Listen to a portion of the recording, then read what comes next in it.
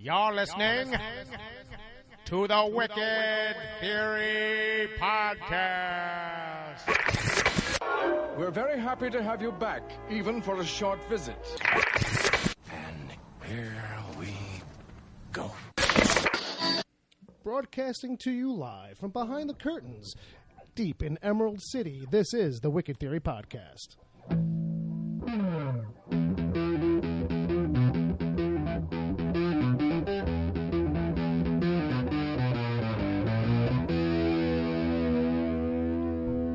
Yeah, it's another week. It's another episode. It's me. Hi, how you doing? And over there, well, I'm Bill Sweeney. This was all my idea, and I apologize for that in advance.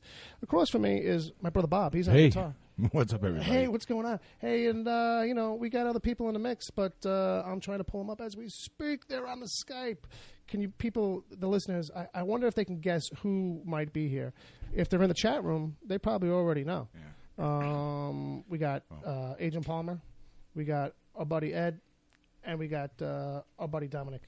So that's the sound right there. That shouldn't take long. Bloop, bloop, bloop, bloop. Hello. Hey, Bill. Hey, guys. Look at that. Hey, it's the team, ladies and gentlemen. Well. Hey, we're recording. We're recording. I think we're on. Is this live? I think so. I don't know.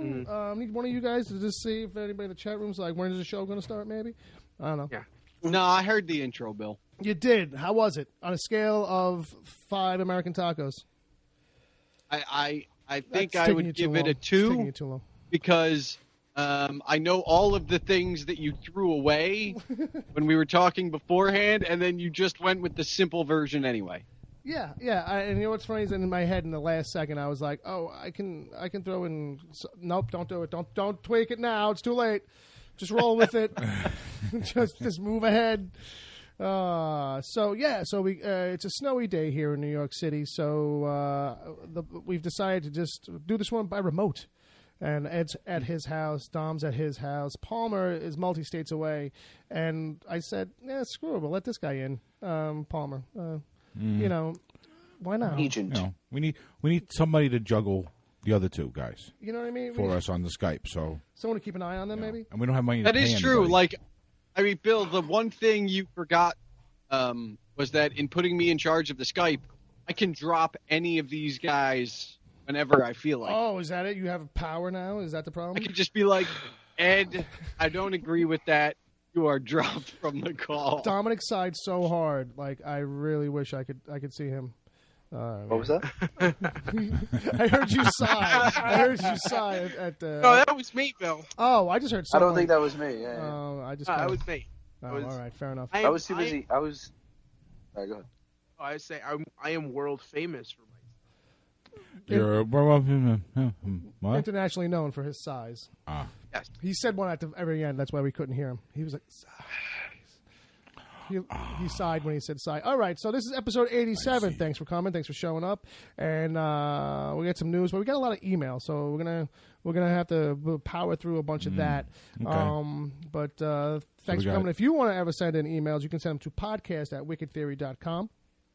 You can hear us every Saturday if you're listening to us on iTunes, Stitcher, or one of those other sources where people find podcasts. We're available wherever great podcasts are given away for free. That's correct. That's right, Bob. That's right. That's the line. Hear us every Saturday, 7 p.m. Eastern Standard Time at Mixlr.com, mixlr.com/wicked-theory. Sign up for the chat. And then once you're in the chat, why not hit the follow button? You'll get notifications when we go live. All right, so... and we have a Patreon account. Check that out. You can get special stuff. Palmer is the last thing in the notes because he wrote a post for us this week. He did. He did on wickedtheory.com. We got a little post, but I didn't even know he could write. Yeah, it's his thing. It's actually, he's got a blog too. Oh, that's right. That's right. Yeah. He writes all about pop culture. I just thought it was kind of like that, that monkeys writing Shakespeare kind of thing. Right. If you leave Palmer alone with a typewriter long enough, he'll write something smart. Pop up something. Yeah, probably. So wait a minute. So if I write something, can it be posted on wickedtheory.com? Yeah, I've been waiting for something from you for like 3 months now. So why the hell am I writing movie reviews for Palmer every couple of months? Because he asked, and it was in the headspace, and he didn't ask. And I felt bad turning around because then it would put him on the spot, like to say, well, no, I can't do that. He can only write for us. Like, you know what I mean? So, and I just figured you would ask. Well, let's put it took this us way. a while, Ed. but it dawned on you finally. I didn't realize the website was there for anything other than the podcast. No, it is actually. I don't do much with it personally. I think I might have thrown it to you at one point early on, and it might have been because it was all new. You coming around on a regular basis, so maybe it was like, yeah, that's something we'll do, something we'll get to, and it just maybe kind of but don't forget, Ed, that you are actually related to the podcast. What does that even mean? So that he can put stuff on the website. Yeah. I mean, because he was saying that only stuff related to the podcast goes on the website. You know what, Bob brings a good point. You're not officially part of the show. Can he post up on the website if he's not an official member? Well, I wasn't bringing that up, but you are. I know. I'm still a recurring guest. Is that it? All right. Let's. Is it time? I don't know. Hey, guests usually bring donuts. Let's settle that. Let's settle that right now. Should we? All right. I'm going to go with yes. Ed is still a recurring guest. I think we just some kind of reserved, one step backwards kind of. Well, I don't know. Full-on title. You heard what I said, right? Mm-hmm. I mean, You know what it is, Ed. You don't donuts. want to ask the question because they might demote you. He'll get penalized. I've already learned this. It's a serious concern of mine. Every once in a while, I talk to Bill, and I never bring up what he's going to call me on this show because I'm like, it could always get worse. It could always get worse. We do need someone to clean the toilets. Yeah, and he's not that far away. He could make it here. He could pull it off. I'm waiting for him to come sleep at your crib one night. Oh, I can't wait to the things we'll do to him while he's sleeping. Ever since Uncle Vito moved to California. That's it. There's room on the couch again. Is what Ed is saying.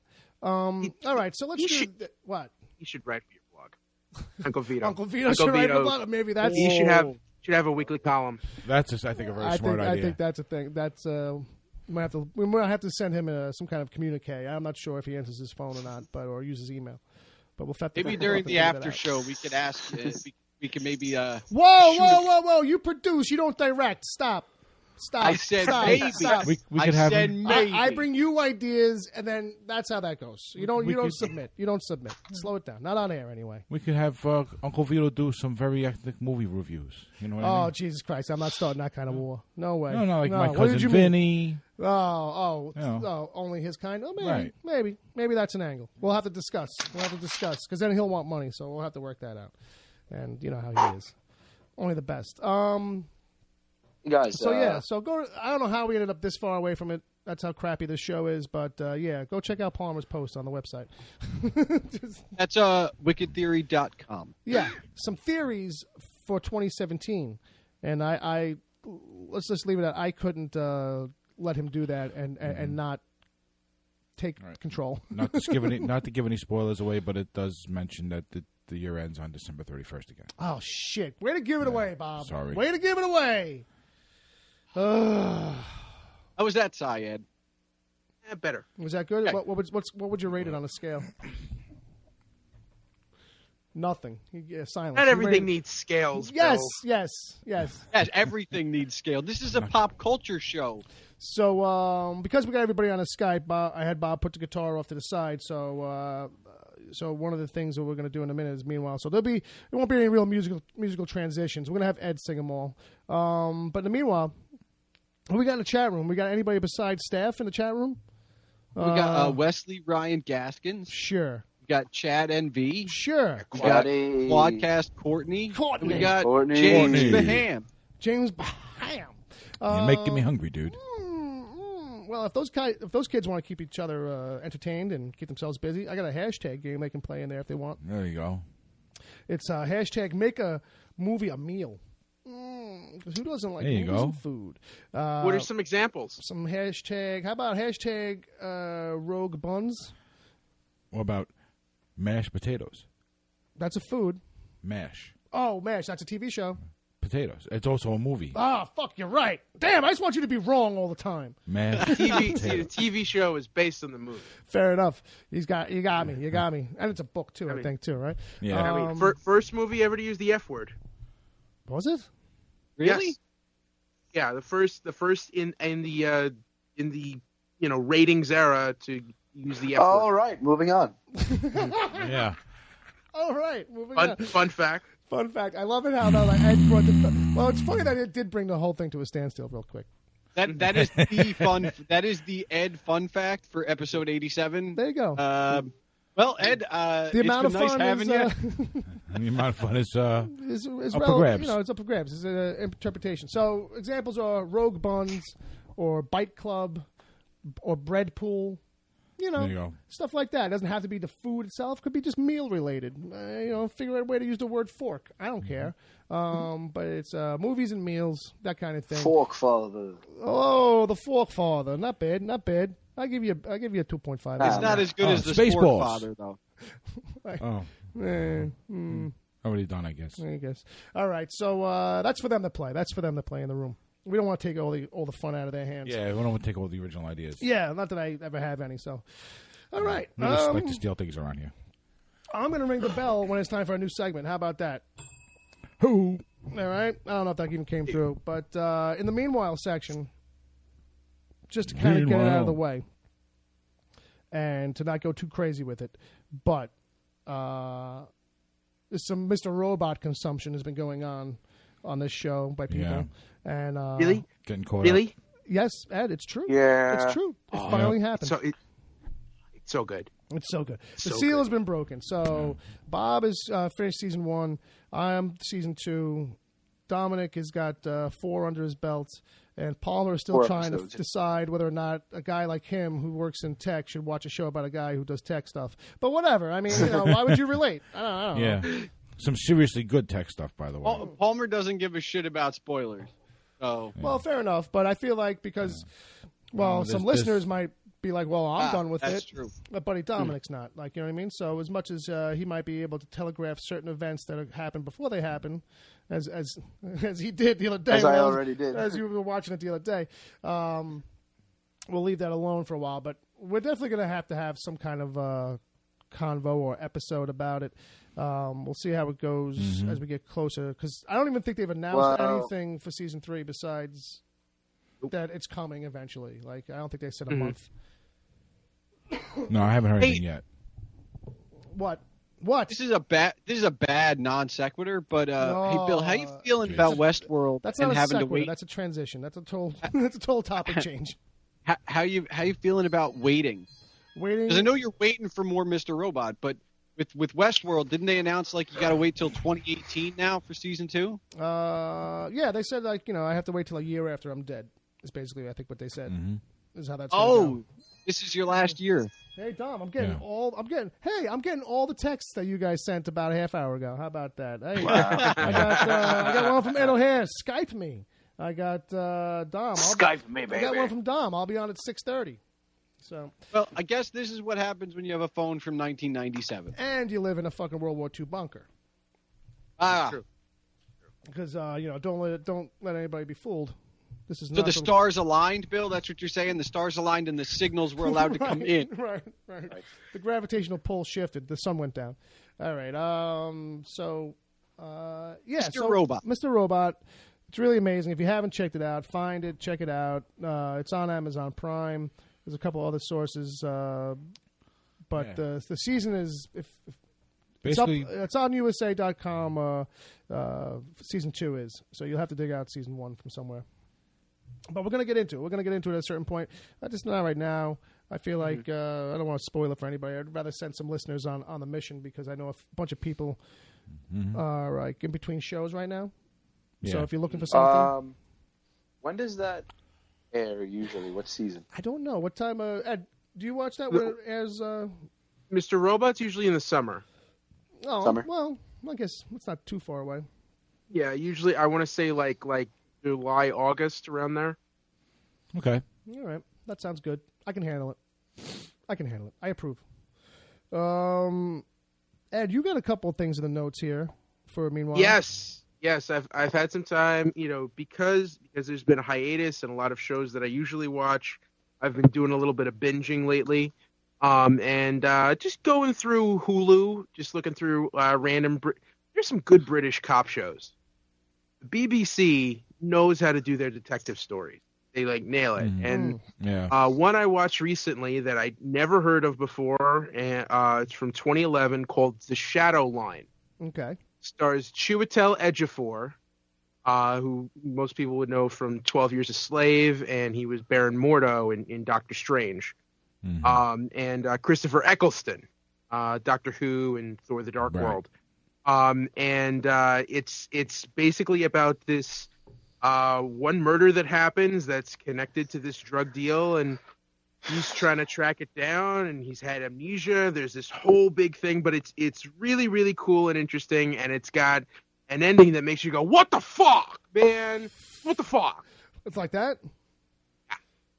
Pulls the rug out from under you? Shadow Line, it's on Hulu. Check that out. Hey, Ed, do you, like, when you're in that moment watching it on screen, is that when you're like, what the fuck? Or do you wait till the end, and then you're thinking about it, and you're like, that doesn't make, what the Does he wake up in a cold When does it sweat? happen? Yeah, Oh, like, when no, does no, it no. happen? It is a gut reaction. It is an immediate gut reaction. So, It is all right. immediate, like, So- oh, come on. Jesus, man. and how many episodes? What? Go ahead, Pedro. So Ed, it's just like when other people watch sports. Yes. Yes. Good storytelling is like sports for Ed. But he's into sports too, so I don't think that's a fair analogy. Yeah, no. But, yeah, no. No one knew what to do with that. No, it's Shadowline is 7 episodes. 7 episodes, and you finished the whole thing, you said? Yeah. And is it like Finished the whole thing. it's a one and done, or it's coming back for more? One season. One season. season. It's a mini series. Well, it came out in 2011, and most of the cast have moved on to bigger and better Fair things. enough. So it's kind of like.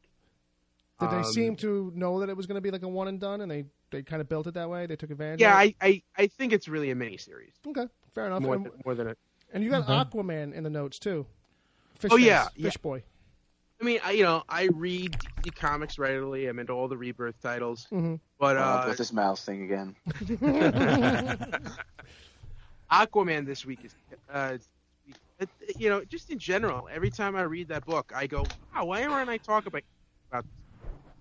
It's political intrigue and it's underwater. Who's writing it? Just Dan Abnett. Okay. And the art it comes out every 2 weeks, so the artists kind of cycle through. But I was right. Go ahead, Dick. Yeah. No, I was just gonna say right before I had taken my hiatus from comics, I was reading.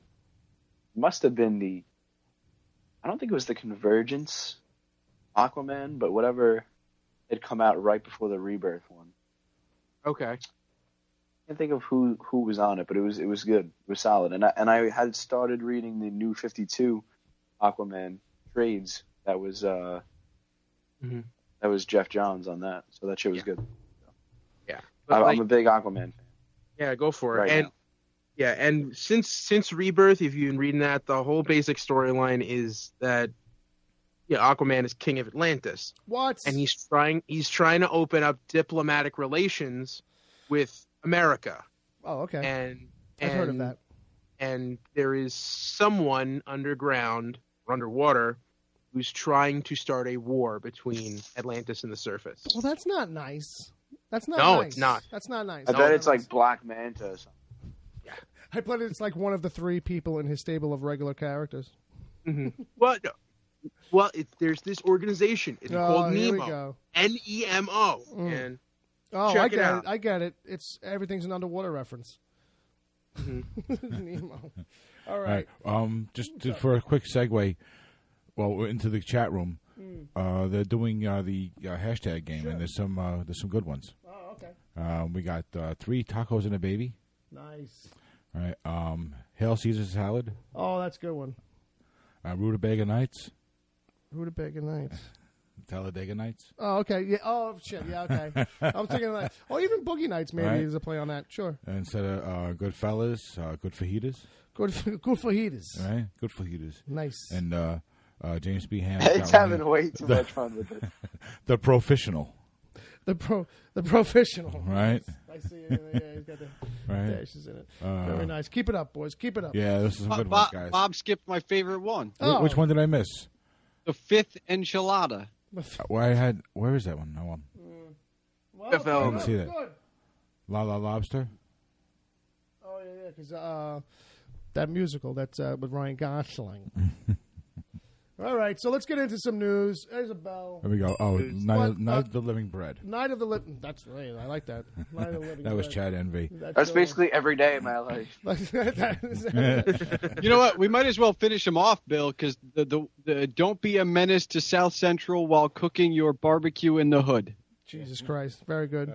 Back to the buffet. Back to the buffet. The fifth enchilada. Fifth enchilada. There it is. All right, cool. Well, keep them coming. We'll dip back in there. We'll take another round. All right, so in the news, so we took a couple of weeks off, and news piled up, and then rather than go through news that already kind of got digested by the world, we just kind of ran with it. So we don't have a lot in here, but something else piled up, Bill. Yeah, the emails. So I don't know who wants to take it, but Ed can if he wants to, because I thought I pulled this out and somebody put it back in. No? No, I did not get a chance to do any news because I tried doing it last night and didn't see anything good. Oh, so I don't know. Yeah. All right, I don't know what's in there. Oh, well then, fuck. Why come prepared? I mean, I don't know. Sorry. I turned the mics on. I mean, I'll pull these share. articles. I'll pull these articles if you want. First one up here. Yeah, I guess because I can't pull it up. I got too many devices open right now. I'm gonna crash the whole system here. All right. So Disney, that company, yes, with a mouse. Yeah. So they've set a world box office record. They've made $7 billion this past year. That's a lot of sharks with lasers. That's it? Just $7 billion? Yes. Between Marvel and Disney, that's it? They can't do better? And Star Wars. Fair enough. That's 3. Fair enough. Yeah. But I mean, fair enough. Yeah. Star Wars, between Lucasfilms, right, DreamWorks, and all that shit. I kind of feel like, I know it's $7 billion, but it almost feels like... That's it? Yeah, kind of. I mean, to me, maybe I'm being ridiculous, but I don't know. It almost feels like it should be a bigger number. I don't know. But congratulations. Well done, I don't know which one of us fucking put that in there, but I know I left it in, so I'm responsible, and I'm sorry for that shitty news piece. What do we got here next? I got something about Woody Harrelson. This is a rumor. Okay. Now, this originated a couple of weeks ago, but I left it in. No idea if this has been shot down yet, right? This rumor, if it's been hard I haven't heard killed. anything to the contrary yet. Yeah. Okay. Yeah, so no one is. No one's officially debunked it. No. So right, Variety. Yeah, go ahead. Yeah. Variety has sources saying that Woody Harrelson is negotiating to play Han Solo's mentor in the upcoming Han Solo prequel. How we feel about that? I don't know. I get it, like kind of like in a way, like the personality type, but well, I don't know if I want super. I don't know if I want super recognizable people in it. That's just kind of like where I am. I don't need Bobby De Niro popping in because he's like perfect casting for some shit like in Star Wars. Like fuck you. Like you know what I mean? Like. Well, I also feel like it's a Hollywood thing that whenever the character description includes washed-up alcoholic, somehow Woody Harrelson is the go-to. Fair enough. Though that's what I mean. Like I feel like like there's some kind of like idea of a similarity or him being washed-up alcoholic or living in a trailer park. Somehow it ends up with Woody. You know what, missing Bill? an arm. Yeah, missing an arm. Yeah. Some kind of mental damage of some kind. You're looking for a dad figure, and there's a lot of actors, famous actors, that you could put on like a billing necessarily, above the fold that are out of work. Well, so you're not going to pull off a 50-something Han Solo dad out of nowhere when you can get a name. And there's plenty of them out there. I think it's a good time to bring back like Robert Forrester again. Like he hasn't worked since Jackie Brown, and since Jackie Brown, he didn't work for like 30 years. So I mean, that guy could use a gig. Well, that's a good point too. But yeah, like other guys could use the work. But I just feel like that was the thing I was worried about with Star Wars. Was that they were going to kind of pull in actors eventually that maybe were too big a name. Like even having what's his name, Ewan McGregor in it. At that point, I was kind of like. and Liam Neeson, and I was like, but all right, it worked. I can't imagine anybody else playing young. Though? Well, maybe not Liam Neeson, but I can't imagine anybody else playing a younger Obi-Wan at this point. No, I think he was a pretty good choice to begin with. Yeah. That turned out to be more of a solid pick in the end. Right. Ewan McGregor hadn't really done much other than Trainspotting, and not many people saw that movie. I feel like he at the time. I kind of feel like he might have been bigger than. Hey, maybe I'm wrong. Maybe. Well, he got some good attention from that movie, though. Oh, he definitely did. I definitely did. Yeah. But I feel like he was coming up a lot stronger than maybe. Yeah. Ed's also like Liam Neeson was like a prestige, Oscar actor, and then he, Star Wars, that was his turn into genre movies, and he just kept going. right. Once he opened up that door, he was like, "I'll do anything." Of a very special skill set. I'm a Jedi. It's like every time he comes out with a movie, he'll do Clash of the Titans, and I just wait to see him in the interview doing. I'm so glad that finally I've gotten Clash of the Titans. This is the role I was born to play. I'm glad I've gotten this out of the way now. So James, now go ahead. Go ahead, Palmer. Bill, I wanted to ask because obviously, and we've talked to some of the names, but Mace Windu could have been anybody, right? Mm-hmm. But they chose Samuel L. Jackson, and at the time he was one of those bigger names. So, was he? You think? I mean, he fits into the role well enough. I'm not saying nobody else could have done it, but is that one of those maybe a little too much, maybe a little overreaching for celebrity? I feel like he was a bad choice because he ended up being fucking. I mean, the character was boring as hell anyway to me. Mace Windu, for all that they used him for, he ended up being just this mouthpiece. Yeah, he could have ended up on the cutting room floor, and you really wouldn't have missed it. There was so much those scenes in those first movies about the legalities and all that bullshit and all that taxation and stuff, spice routes. I know that's a Dune reference. I know. But yeah, I felt like he was kind of miscast in a way, maybe not overcast because he really didn't do a lot. So maybe somebody else could have chewed it up a little better. I would, don't get me wrong. I'm not saying, hey, you put Denzel in that slot and it's not gonna. I don't need Denzel as a Jedi either, but that's kind of like what I'm saying, So I feel like Woody Harrelson might, although he's perfect, because James even points out, you kind of need an uncaring jerk for Han Solo's. Who would be great for that? Then I get that. That's a perfect cast for that. I'm just saying, I feel like I'm going to be like, oh, there's Woody Harrelson. Let's see how nutty he takes. It's like putting Nick Cage in almost. He's not. I think he's not at that level, but Woody's been able to balance himself with a couple of good serious roles lately. And that's true. He's doing that school shit with that girl. I think John Goodman would be good for that role too. Shut the fuck up! What do you want in there next? Come on. You know who would have been good for Mace Windu? Yeah, John Goodman. Yeah, perfect. No, should have got Bill Cosby. Wait, guys. Puddin. What was that, Palmer? Who? Puddin. All right. Puddin. John Goodman only works in a Star Wars movie if the Coen brothers are directing. This is. You know what? Disney's with Rogue One, Disney has proven they will take Star Wars in different directions. So it's not completely out of this universe. Yeah, but one thing I don't want to see them do is start taking people from the Disney Channel and putting them in Star Wars movies. I want to see the Coen brothers remake "Oh Brother, Where Art Thou" and set it on Tatooine. I think this. Oh, Jedi, Where Art Thou? We just got that. That was episode 7. They were looking for Luke the whole time. Oh, Jedi, Where Art Thou? Mm-hmm. But you give it time, Ed, because you know what? Yeah. The side stuff is going to end up being like that eventually, where they're going to go, all right, Rogue One was our Dirty Dozen, our war pick. Han Solo's going to be a swashbuckling adventure story, and then, they're all going to have this kind of theme like Marvel's doing. They're taking that from Marvel, where each one's going to have to kind of work in a dual way. So Han will be this pirate swashbuckling adventure-y kind of feel.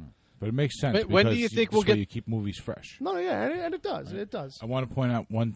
You want to call off from the chat room? What do you got? Call out chat room. Binary Bombshell points out maybe Wesley Snipes should be You would have been better working for teaching Han Solo. No. Yeah. No, it's funny. No, it's funny. You know? Jesus Christ. Oh, no, that guy she's can saying shoot now, this no, in- wait, Mace Windu. But even anybody. Like, that's what kind of thing I'm feeling like. I'm feeling like, give me some English actors I've never seen before. But not Idris Elba, because I feel like he's getting too known. Anyway. All right. So. Bill. Yeah, buddy. How long do you think it'll take before we get our Marvel Star Wars crossover? I hope. On the big screen. I hope forever. I hope that's a thing that never ever happens. It's going to happen. But that's the thing. I think that's a thing that, like, to keep Star Wars sacred, not so much Marvel, because Marvel, I feel like, it's it's wacky, it's wonky, it's comic books. We'll cross it over with other stuff, but I feel like Star Wars might be the line and the limit. Yeah, well, from Marvel's point, I think from Marvel's perspective, they can always just down the road after the fact distance themselves from it. Yeah. But Star Wars couldn't distance itself from Marvel in that case. And I'm not even saying that, hey, down the line you won't get other stuff that's crossover, like a video game or one-shot comics where they do, like, Alien, like how Alien versus Predator started as a comic book, that kind of thing. But once it becomes like a cartoon show or a movie, I feel like you're pushing it then. And plus now, Disney's whole thing with Star Wars is that it's all canon. Like, anything you see now is supposed to be canon. Maybe not the coloring books, but, maybe. Who knows? Depends on what happens in the coloring book, I guess. Maybe who knows? Maybe who knows? Maybe, Who knows? Could be a thing. Could be a thing. Could be a thing. So, also, could be. word came out this week in the next topic here that not only Stuff we already knew. Stuff we knew. Doctor Strange is going to be in Thor Ragnarok, but it should just basically be called Hulk Ragnarok because... well, I have an official synopsis that Marvel released 2 days ago. Hit us with it. Hit us with some officiality. All right, so in Marvel Studios, Thor: Ragnarok, Thor is imprisoned on the other side of the universe without his mighty hammer finds himself in a race against time to get back to Asgard to stop Ragnarok. The destruction of his homeworld and the end of Asgardian civilization at the hands of an all-powerful new threat, the ruthless Hela. But first, he must survive a deadly gladiatorial contest that pits him against his former ally and fellow Avenger, the Incredible Hulk. I see where this is going, and now it's just three guys in the car, on the Rainbow Road, doing the road trip, instead of just two. Because you know what? They're going to have their big fight, and Doctor Strange is going to come and be like, guys, you were friends. Let's get in the car and go. And then Thor's going to be like, all right. And Hulk's going to be like, only if I get shotgun. And then that's going to be a whole thing.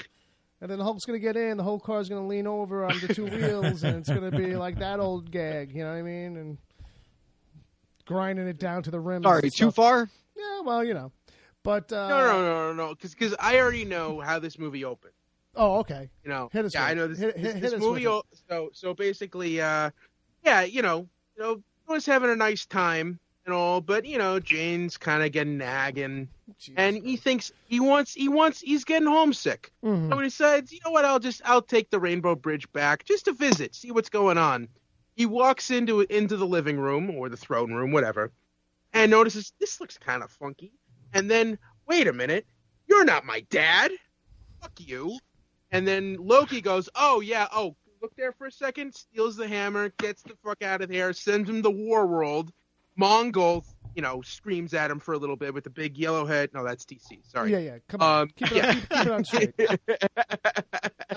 This kid can't do anything without throwing a DC reference in. That's it. All Can't right. be done. All right, I got mixed up. But Planet Hulk is like the Marvel version of War World, correct? Sort of, kind of, maybe. Well, it's the Gladiator stuff. Yeah, I guess so. Yeah, because isn't War World when Superman ended up? Isn't that the whole kind of thing with Superman too? When he died back in the 90s, that's where he was like most of the time on a gladiator planet. No, or out he in was space or some bullshit.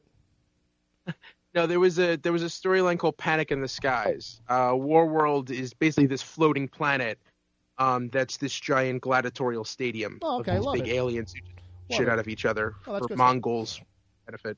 So in the Hulk stuff, which kind of follows the movies a little bit, the heroes kick him off the planet. He can't be controlled, and they don't know what to do with him. He can't be killed, basically. So they kick him off the planet, and he ends up on this gladiatorial planet. But I don't know if he stays savage the whole time like he is in the movies, if he's dumb or if he's really smart. I forget, because the Hulk iterations of the Hulk constantly shift and change in the comics, because Bruce, every time he tries to cure himself, it shifts up. He makes the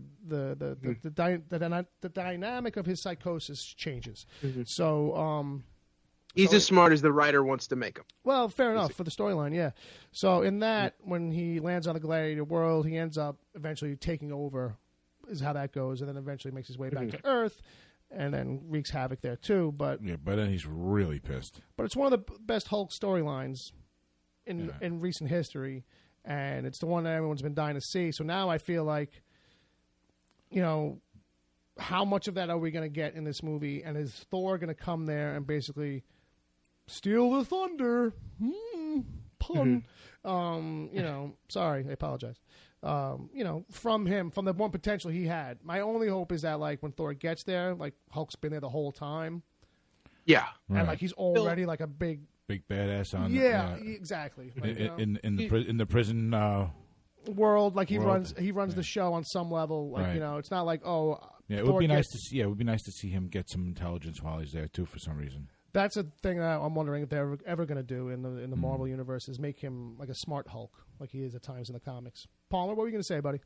I was going to say, do you think for some reason, and I know you would, we had actually talked off mic at one point about, maybe throughout 3 stories they'll do the Planet Hulk in the background, but do you think there's a reason that they're shying away from not necessarily Planet Hulk, but just doing another Hulk standalone? Well, it turns out that they don't have the rights to do it. It's a rights issue. So Marvel can't do another Hulk movie on their own like they do their other movies. Yeah, well, no. So Disney doesn't have the rights to Hulk. Who cares? Universal has the movie rights. Yeah, so Marvel can still... I'm still right. Yes. Okay. You're not wrong. Thank you. Basically, Marvel would have to work out a deal with Universal the same way they did with Sony. Exactly. They'd have to work out some joint effort. And so it's all hinging on Homecoming. Homecoming goes and breaks some box office records, and Universal's going to come knocking on the door and saying, like, where's ours? It's quite possible. It's quite possible with that. It's quite possible with Fox that it might shift things around. It's who knows how likely. And even Namor possibly might pop up, because I think some other companies got that. Ed's chomping at the bit. Yeah. What do you got, Ed? Well, no. I was going to say, because I don't know if Universal is that eager to do, because they've done 2 Hulk movies in the last 15 years, and both of them did not do gangbusters. I think that's even more of a reason to say, oh yeah, we'll work with you on it. Yeah, sure, and just let Marvel do all the heavy lifting, which is exactly what Sony's doing. Sony's not really like doing any of the heavy lifting. No, they're just going to get money out of this now. That's basic story approval, and they're like, sure, run with it. So I mean, Universal would be fools to not do it, but obviously, I can't imagine that they would sell the rights back. Or I think just really because the Hulk hasn't proven himself as a solo character. Yeah, so Disney doesn't want to take the risk. When they're not going to be able to get any of the reward anyway. Well, that's another thing, too. That's why they're probably not actively chasing it, and they're like, well, we can find a way to kind of shoehorn that storyline in here. And the hope, or what came out of the conversation with me and Palmer that he mentioned before, was this idea that, well, what if it, like what we see with Thor, with Hulk there, starts in that movie with Thor. We visit him at some point else when it goes all galactic in the last Avengers movies that are going to be about the Infinity War, because that's going to be like a cosmic storyline. And then, like we just see him or we touch base with him on some level, and then in like some other third thing, like is when he comes back to Earth, and that's like the next big issue for the Avengers after Infinity War. It's like when the Hulk comes back. Because after Infinity War, we still don't know, like, how do you top that? Yeah, Hulk's a pretty good way to, like, hold down the fort for a while you come up with another idea. Yeah, to buy you a little time. So that's enough about that, folks. And also in the news, I just thought this was funny. I think we might have a way to riff on it, and maybe in the chat room too. Okay, what's up? So we all know that Carrie Fisher passed away. I'm not reading it. But you don't really have to. There's not a whole lot there more than a headline. Okay. So what happened this week, though, was that she was cremated, and her ashes were, as per her request, were put into a big, fake, but real-looking Prozac pill. Like, so there's a photo. Like a capsule? Yep. It's green on one side. It's white on the other half. It's got a Prozac logo on it and everything. Really? It looks expertly done. Like, I don't know. I'm curious, how much does it cost to get a custom giant pill for your ashes? Seriously, you weren't using Prozac capsule as a descriptor? No, not at all. That was literally what she was going for. Capsule. It was like one last big joke on the way out, and I thought it was brilliant. Well, I think that's great. I think that's phenomenal. It's so her. It's so perfect. It's so like fuck anybody and anything they have to say. You know what? Me. Yeah, my mother was nuts. I'm a little nuts. You know what? Let's laugh about it in death. If it wasn't the Prozac pill, great. it probably would have been like a wine bottle or something. You know what I mean? I'm sorry, I got her mixed up. She was. Her mother wasn't nuts. Just her. I'm sure apples don't fall far from trees. But while we're on Carrie Fisher, actually. Yeah, sure. I don't think it's in the notes, but there's been talk online about people starting a petition since Carrie Fisher's death to force Disney to allow Princess Leia to become an official Disney princess. Might as well. I mean, I don't see. I don't know how you guys feel about that. I feel like why not? I mean, if there's ever been a time to do it, and yeah, you know what? This is it. This wouldn't be a bad thing. I don't think. Because look, the fandoms are all starting to do it anyway. Like, there's a whole thing like online with people who are like really into Disney princesses and stuff. And Leia's like one of the mix in a lot of these, especially fan art and stuff like that. People have lumped her in, and they draw her in the Disney kind of animated style and stuff. So, I mean, why not? And it's all in vernacular anyway. It's not like you're ever going to have the big princess crossover movie. Oh shit, they're probably working on it. But so Leia stands on her own. Otherwise, yeah, she's a strong character. Hey, am I saying that you got to put her on every book bag and trap a keeper and folder with the other princesses? No, but yes, you do. But that's kind of like what they're looking for, though. I think that's probably no. I don't know if that's what they're looking for, but I think that's an unanticipated consequence is if she becomes a Disney princess. Every time they come out with a new Disney movie that has a princess. The next round of Trapper Keepers or book bags has all of the other people and the new one. So, in theory, if you made her a princess in any capacity, she would be on there with the rest of them. All right, but they have to put her like I don't know. She'd be the only one with a gun. It's just kind of weird looking. You know what I mean? To me, out of all the Disney princesses, I can't think of a stronger female role model. Well, not really. I mean, I'm sure arguments could be made, but. Yeah, the princess of a whole planet who runs around firing a weapon. No problem. There you go. The only one I can think of is Brave. Whatever that she has a bow and arrow. That's it. She's the only one with another. She's the only other one with a weapon. Is all I'm saying. There was also a controversy and I don't know how I know this. Is reading. Don't say that, Ed. You don't know how you know. It's some over-consuming pop culture shit. There was a controversy when the princess from Brave became a Disney princess because they altered her image to make it vibe with the other prince. They basically made her prettier. Right. They made her a little cuter, a little slimmer, and meanwhile that was not going to be a controversy with Leia. No, well, no, but I mean, it just goes to show that they will kind of like. Bend and tweak them to make them fit the lineup. So it's like people will probably be outraged by that, by her. It's just a princess in a white gown if you don't give her a gun. Well, she's got brown croissants on the sides of her head. Big deal. I was going to say, do you go with that or do you go with the, return look with the big, long, 7-foot ponytail? Chad and V. I think you go with the 7-foot ponytail, but I think you go with a different kind of variation on her regular outfit because it's kind of poofy. Chad NV in the chat says that he will not let his daughter watch The Little Mermaid, and I'm curious as to why. Like, what in The Little Mermaid might have made you be like, you know what? She's dumb throughout the whole movie, isn't she? I think when she's on land, there is a lot of that stuff where she plays ditzy. I haven't seen that movie in years. I think she plays ditzy for a little bit, and then I just remember her being dumb and the Well, because that's the whole thing. She doesn't know what anything is smart. Right. Well, she doesn't know. Bird is the. It's fish out of water. It's fish on land. She doesn't know what a fork is. She thinks it's a hair. Chad says wrong female role model. Okay. Good enough explanation. Yeah, absolutely. But yeah, he's going to write a blog post about it, and we're going to put it up on wickedtheory.com, but not Ed's dissertation on film stocks. No, Ed's dissertation you'll find on agentpalmer.com. Fucking stepping on my fucking lines.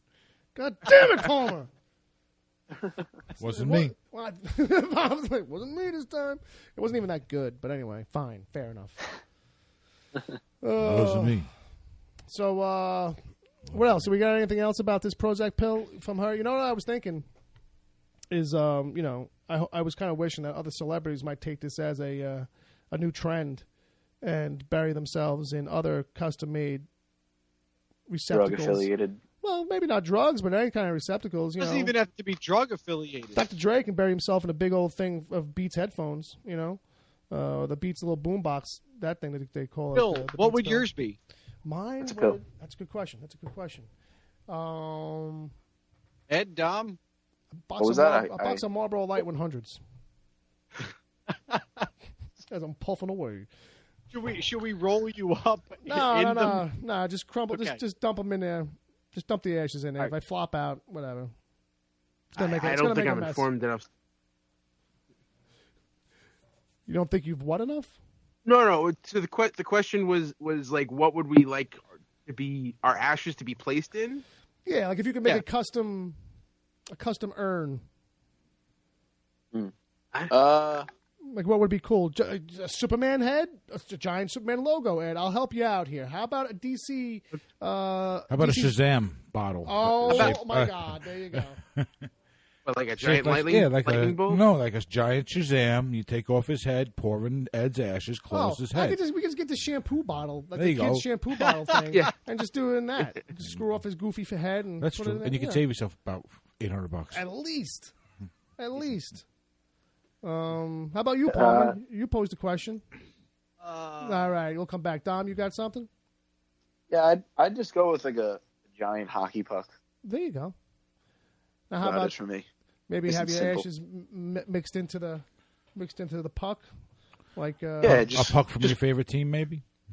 Just put them in a puck and slip it on the ice during the game. You know what I was gonna say? Put your jersey number on it. Put a little bit of me in a regular size game official puck. Okay. And bring my parents out to the Devils game. Oh my New God! Jersey Devils game. A whole ceremony for you now. And have my parents drop the ceremonial puck with my ashes in that moment. Well, you have a lot. Well, we have to get this show going someplace pretty crazy in order to get them. I was thinking we just kind of like from the stands throw it on the ice and hope that like no one notices and they mix it up or something. Has anyone here seen Christopher? Sorry, has anyone here seen Christopher Titus's 5th annual End of the World tour? Who? Christopher Titus. He was a hot stand-up comedian back in 1990. No, right. He had a show for 5 minutes on Fox. It's a great show. No, it was pretty good at the time. I liked it. I liked Titus. Yeah, I know, but he had What are you right. Anyway, his dad evidently gave him specific instructions to cremate him, put his ashes in a douche bottle, find a hooker, and run him through one more time. What? Okay. He's a classy gent. Yeah, there you go. Yeah, there you go. That's Christopher Titus for you. That's his way to go. But not as controversial for you, Ed. It would just probably be like a voter registration form or something like that. I don't know what the fuck it would be. I'm not sure. I don't know. I will say, Binary Bombshell's got the right idea. She says Infinity Gauntlet. Nice. There you go. We already have one on the wall, so. Yeah, our Infinity Mitten. No one really beats Mark Gruenwald, who was a writer for Marvel Comics for years and had his ashes mixed in with the ink on a special print run on one of his reprints of his graphic novels. Can't beat that. No, that's pretty cool. That's pretty cool, Yeah. I'd say go sprinkle me in the yard if I had a yard. Yeah. I'd say put me in a guitar-shaped urn, maybe. Hey, although how about we just... If you take a palm of my ashes and find my enemy, whoever it is, and just blow him in his face. How about we just... Bill. I don't know. Bill, do you have a list going? Of what, the enemies? Yeah, but that's the enemy. It keeps getting bigger. What do you got, Dom? I was going to say you could just smoke them. No, that's true. That's true. A friend of mine used to say, "Oh, when I die, I just want you guys to crack open my lungs and scrape out the resin." And I'm like, I mean, I'll do it, but I'm not smoking it. Ed is imagining cracking somebody open right now, based Ed's on not his good face. for all the movie stuff with Ed. He's not good with the horror stuff, right? Ed, horror. No, gore gets you a little bit. If it's it's more like realistic gore, Okay. it's more like in medical shows. Oh, When okay. they slice somebody open and like the blood comes streaming out, like that's what gets me. Like the So operation. like Dead Alive was fine. Yeah, but like the opening scene of the Nick, I couldn't. I just couldn't. It's a C-section, and no, Yeah. A little too real. no. I really wanted to watch that show, and then I watched that show. I realized I didn't want to watch that show. That's funny. That's funny shit. All right, so let's keep it moving. All right, you guys all got quiet at once. I didn't lose you, right? Nope, we're here. All right, very good. So very this good. is Bill, I think, email time. Yeah, it's all right. Well, about no. email time. Oh, well, I don't have music, Ed, so this is the DCTV report. Ed, go. Oh, and welcome to the DCTV report for the week ending in January 7th, 2017. I am Edward O'Hare, nickname to be determined. Here with me, I have Dom Tori, Bill Sweeney, Brother Bob, and Agent Palmer. This week, report on DC's live-action TV shows. We have nothing to report because there were no new episodes. What? All right, that's it, Ed. You're fired. All right? You're in charge That of is- making that happen, so. That is the DCTV report for this week. Join us next week. When we'll Is there going to have... be something next week, potentially? Ed, did you catch that? All right, no spoilers. No spoilers. Be quiet. Shh, don't ask. Don't. Ed's trying not to ruin his bit. All right, so I'm opening up the emails, and we got a few in here, people. Hold on, Ed. I can tell you. I'm just saying. You could have picked a better time to launch the DCTV report than like a week and a half before everything went off air. I can't control it.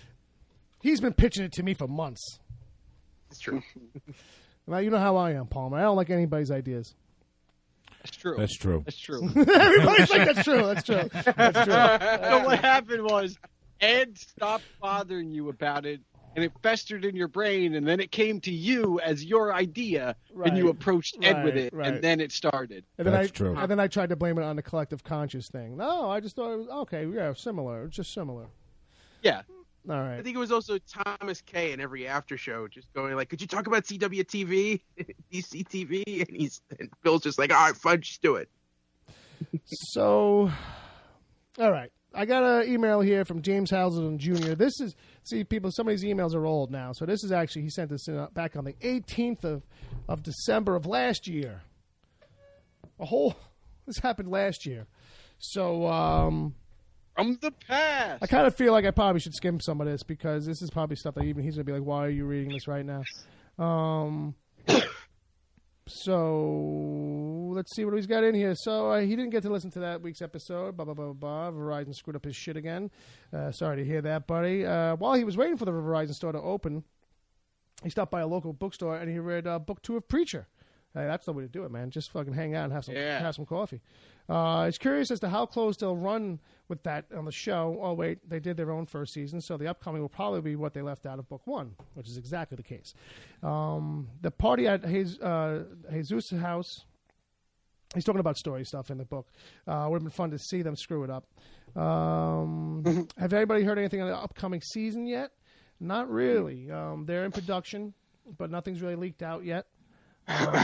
We're hoping soon because we kind of want to go back into the kitty and record another Preacher versus Preacher, and I don't know what we can do if we don't have something to really go on. So we're looking for some info soon on that. Yeah, but we're looking to do something soon. We're just waiting. We're waiting for an angle to compile an episode. What, Palmer? There you go. Bill, did you or have you read anything about did the show happen to spike, trade sales or along those lines? Like, did the show pick up any interest in the comic?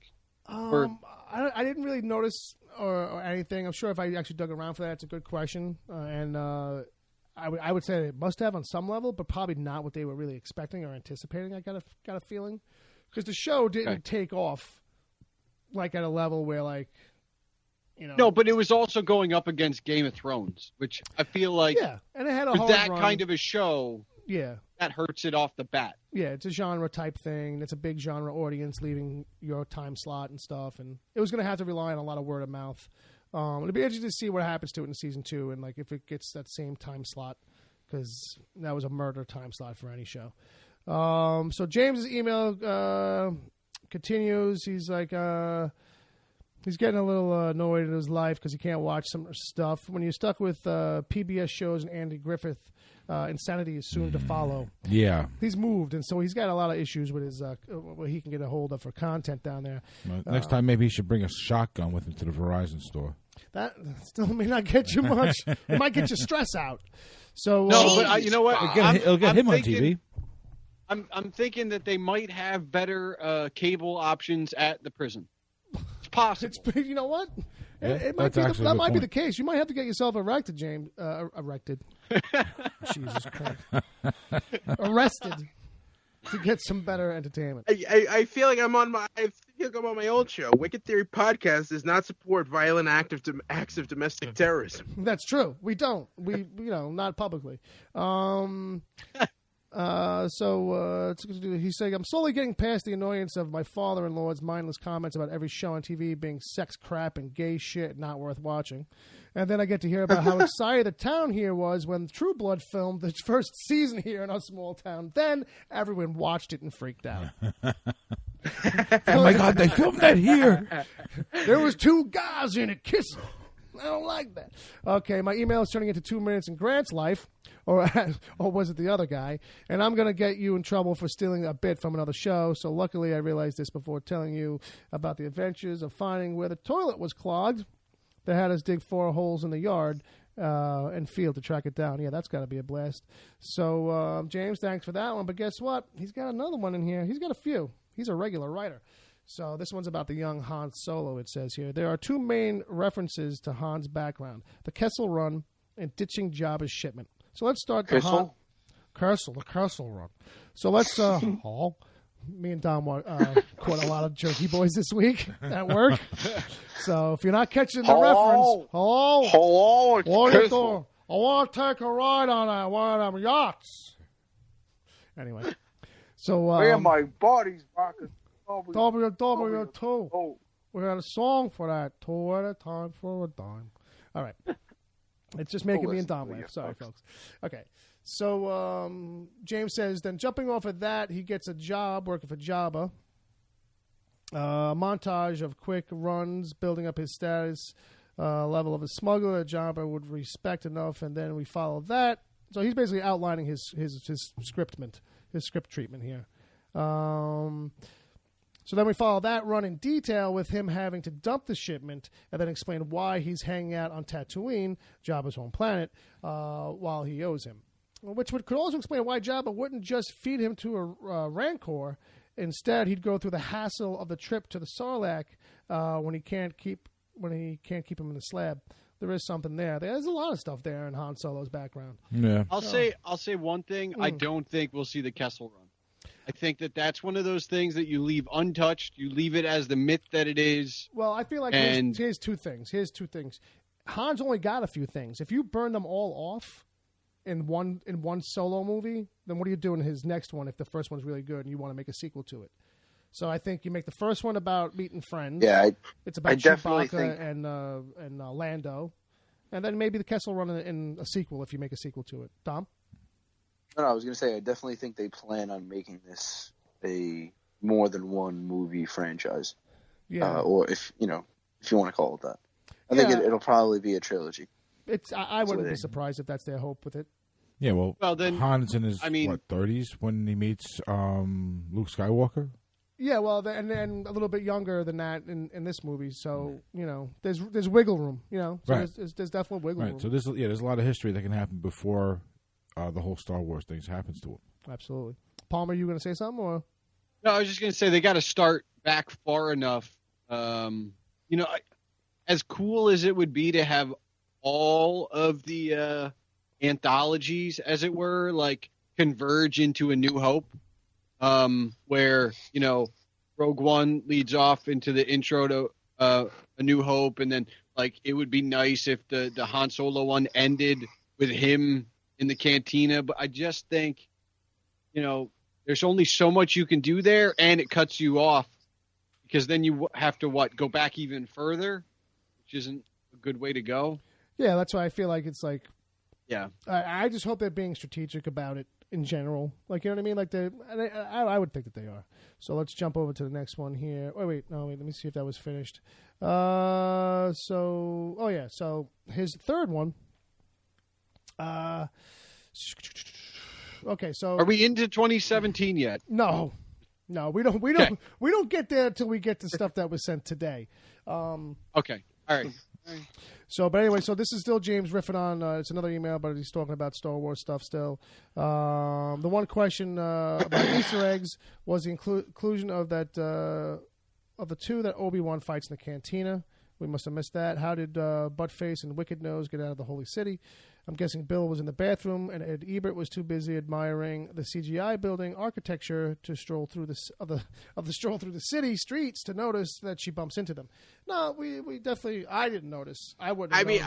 I remember it. I just didn't think it was worth noting. I didn't even realize that those guys were in it previously. That went right by me. I guess I'm just not that at that level.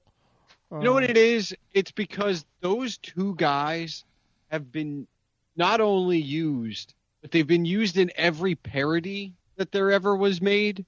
Yeah. Family Guy did it up pretty well. I got you. Like all of those type deals, like those guys, it's always those guys. So I think it's almost like it's not worth noticing because we've seen them in everything else. So that's the one hiccup he noticed he wanted to point out to us. So Meow God, and although he may not be listening right now, I'm going to say thank you very much for the long email. But it is very much deep Star Wars stuff. I'm not even sure what he's going into here, but I believe it might be stuff that came out of the novel Catalyst that kind of sets up Rogue One and a lot of characters in there. I don't want to hear it because I need to read that book at some point. Yeah, and not only that, I feel like he might be sending this to like me, like more like a personal, like, hey, if you're curious and you want to know what the backstory on some of this is, here you go. It's not really for air, per se. Well, I'm going to presume that, but so let's jump right past it. Let's go to Chad Rose. Chad Rose, is he still in the chat room? Chad. Chad and V. Yep, Chad's in there. Chad. Ed would know this better than I was, maybe, but in The Accountant, what's with the wood stick down the shin? Oh, that's like he has, he takes a baseball bat. It's kind of like a sense memory thing. Like he's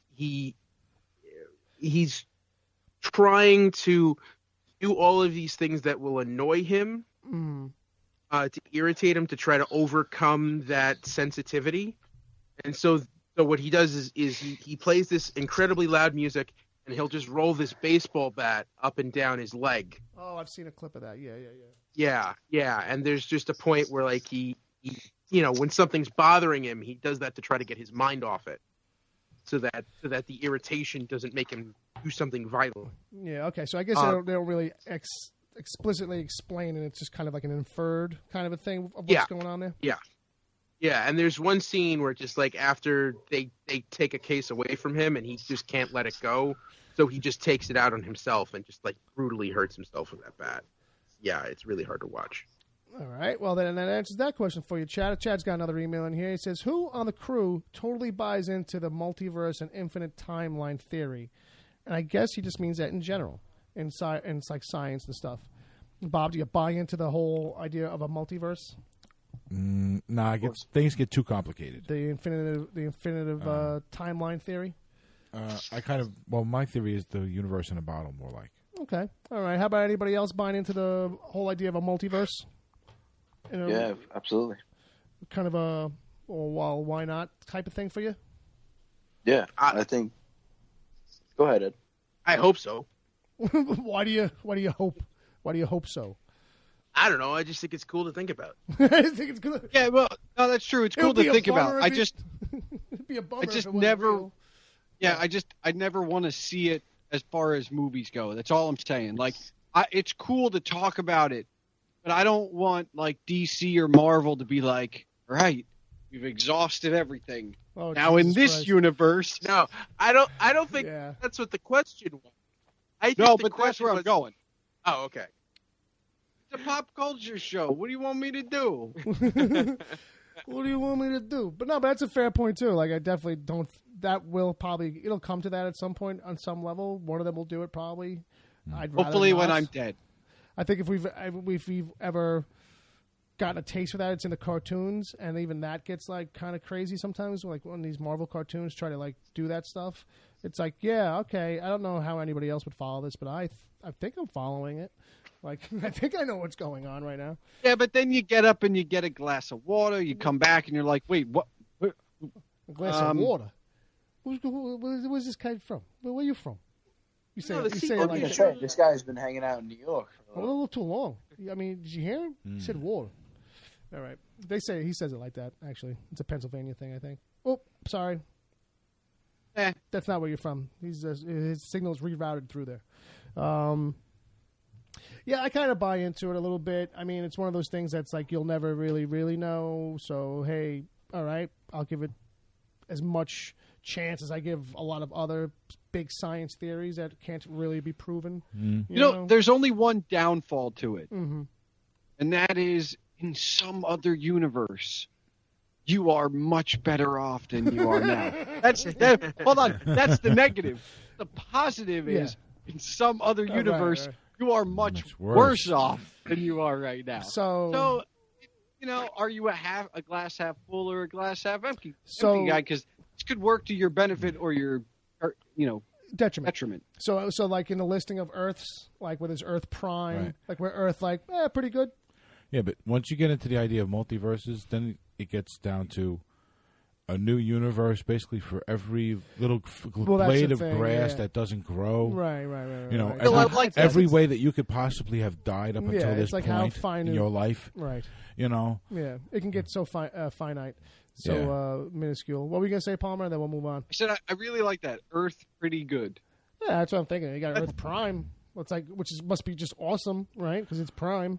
Oh, that's just where the Autobots live, isn't it? That's Prime's Earth. That's a different thing. All right, so Chad's got another one in here. And are there fake Werther's hard candies? I'm not sure. I think there's just really old ones, and then there's the new ones. Which one is he going to get? There's like the change was made or something? Well, no, like the ones from last Christmas that weren't sold. Oh, fair enough. Okay, yeah. On the shelf. They're a little gooey on the outside. They're not as firm on the outside anymore. Right. They're a little soft. And the chocolate starts turning white. Werther's are just the butterscotch hard candies. I will say, I think I've seen like gold-wrapped candies without the Werther's logo. But I've never actually opened one up. I know it's not even what the fuck could be in there. Well, the thing is, I remember the commercials used to always talk about how your grandpa had Werther's candies, and he'd get, that was like the sit thing on he my would lap, sneak and to I'll you. give you something delicious, little boy. Neither of my grandpas ever had them. So I felt gypped. Well, I can't blame you. I mean, did they have any kind of candy at all, Ed? Yeah. That's all that matters. Were you happy as a kid when you got that candy? Oh, yeah. Okay, then that's all fucking Well, that's all that matters. That's all that matters. As for fakes, I don't know, but I bet you there's a big Chinese market for it. All right, Donald McIntyre. Hey, you know him. He's Prof Politico. He says, hey, fellas. With Carrie Fisher having passed away this past weekend, what options do the filmmakers of Star Wars have in finishing the new trilogy? Anybody want to jump on it? Killer. They have all of the options they could ever possibly want. Now they have more options? They have all of the options. They can... Episode 8 is already done. They could rewrite it. They could not rewrite it. They could... edit her out. They could edit her out, but they won't. They could kill her in between 8 and 9. They can kill her during 9. They could bring her CG and have her go the whole way through. They have all of the options right now. I really can't argue with that. He's got right. Well, I'm sorry. I was actually putting something in the chat room, so I didn't hear the question. So the question is like, now that Carrie Fisher's passed away, what options do the filmmakers have in Star Wars with finishing the new trilogy? And Palmer's pretty much saying everything, really. Yeah, well, outside of getting her to come back for physical reshoots. Yeah, after what they've done with the last movie, sure. Then anything is on the table realistically, but not entirely realistically, because they were saying that to do something like this again is very laborious. So they're not going to use it all the time. Yeah. Don't think that you're going to get a whole. Yeah, they don't want to because people were asking is this the end of the real life actor?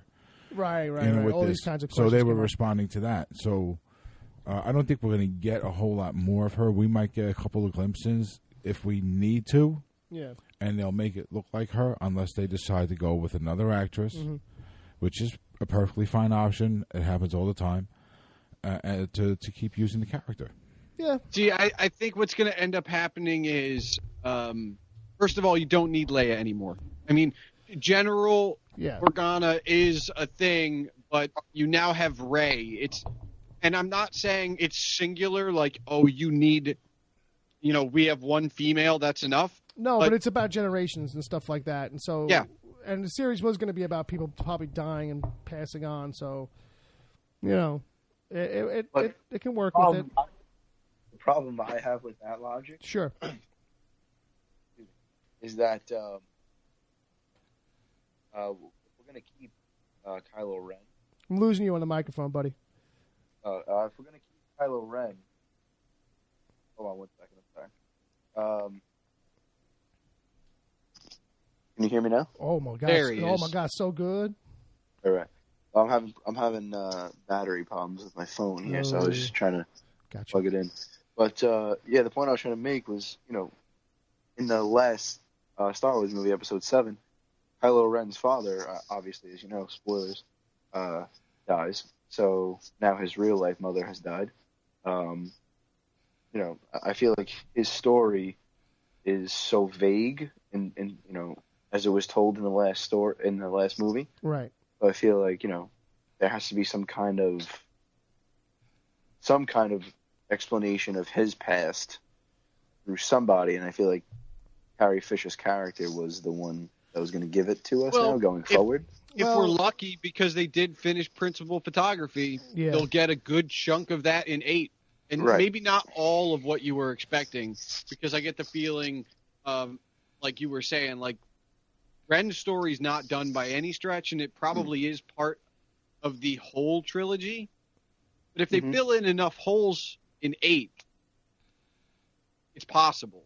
Well, here's the thing. I mean, we get what we need. Hopefully we get what we need out of her, and then they can rework whatever the plan was for 9.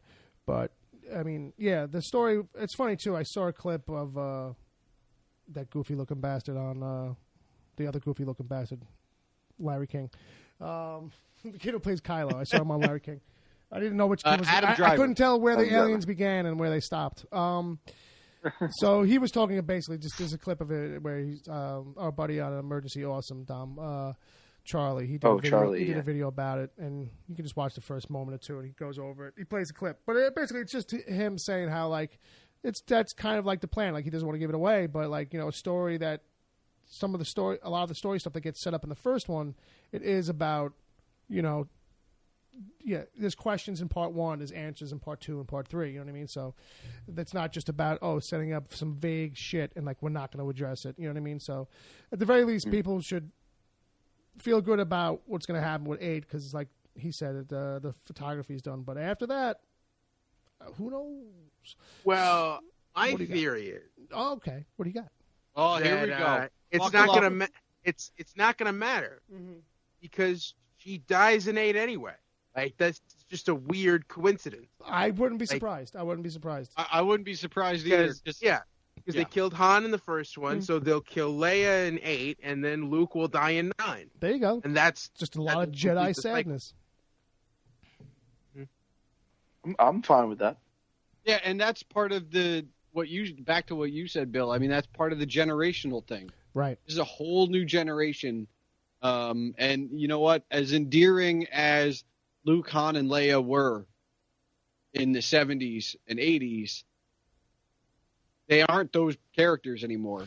No. They've grown. They're different. So it's like, it's yeah. time to move on. You can't. And the other thing is, you can't, especially, I mean, there hasn't really ever been trilogies like this before that just keep going. And, you know, look at the outlook. This could keep going on indefinitely, but you can't have, the old guard hanging around and really go off again. Yeah, you can't, not like this. If they did a 10, 11, and 12. You just can't do it. Yeah. No, you can do it in a comic book. You can do it in a TV show, but there's no way to do it on this. I agree with that. No, but there's so much more you can do in the universe within those 9 stories. Exactly. There's other places to go. Right. You know yeah. I mean? There's so many other characters you can explore from the 9 stories and do side stories. You can do this for as long as they want, and they will. Oh yeah. They'll do it as long as it keeps making money. That's it. As these actors die, we'll just have to go back and start telling the versions of them as kids, and so then you get kid Star Wars. I'd like a Princess Leia animated. Let's do that. Well, she pops up on Rebels, which is canon. Mm-hmm. Her and Darth Vader and a whole bunch of others, they pop up on that show, Rebels. So if people are really, if you're really a Star Wars fan, like hardcore, and you don't watch Rebels, you're missing out, basically. I could see her doing a little, was it Aeon Flux? Aeon Flux with Leia. All right, fair enough. All right, so let's go to, we got an email here from our old buddy Wesley Gaskin. Hey, yo, Wesley. How you doing? I don't know what I just opened up. That was weird. A real New York. How you doing, Wesley? All right, so he's got a couple questions. So in a chess game, who would win? Someone who can see into the future or someone that can read minds?